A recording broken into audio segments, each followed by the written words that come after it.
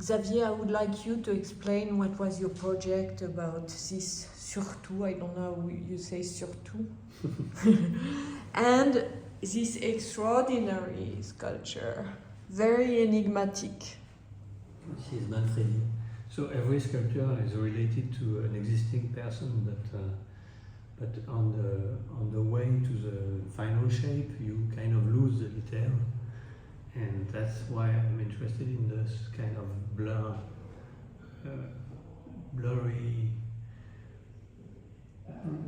perception is for example, you will see with details everything that is close to you, but for some of the objects that you can see with the distance, you lose some information. But the loss of information is interesting. It's a little bit like a fantastic show that I was lucky enough to see in '91 when I was a student in Paris. At Suzanne Paget had invited Rémi Zog to make a set for a Giacometti exhibition. Yes. And he chose to show tiny figures of Giacometti in big cubes like this one, and this looks so fantastic. This show had a big impact on me. And so this work comes from there? Not only, but it's just to say that I was already interested in the low definition. You know, we are very much about high definition. All the items that we use have to be more and more accurate, but somehow it's more interesting to go to the opposite direction and to find the limit where the object is disappearing. And you need to find the right technique to make it. Yeah, this is biscuit. Biscuit is porcelain, in fact. Yeah, and it has been done, it's a bit paradoxal, but the way that they proceed is to do by hand what we do with the machine at the studio. And I try to erase the hand of the process, but I never manage.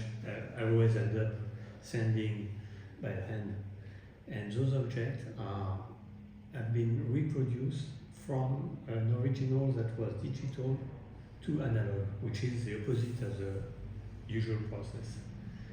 I think it's very exciting to have an understanding of objects around us. Some objects are completely analog. For example, last year I made a big curtain for the Tokyo Kabuki theater, and I realized during the performance that all the curtains what I designed, but also all the musicians, the settings, the clothes, everything involved was completely analog. And it's very rare nowadays to have something that is completely analog. So it means for this work in porcelain, double cooked, biscuit, you use the end to erase the idea of the end. Yeah, it's also not by chance that it's the hand, the human hand is used to achieve a shape that is representing the human. And for this work, it's not porcelain, it's grey. I don't know. Grey is more, it has more kind of rougher. It's not as delicate as biscuit, but I like very much the sensation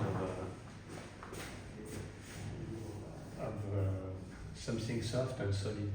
Ouais. Magnifique, merci beaucoup. Je t'en prie.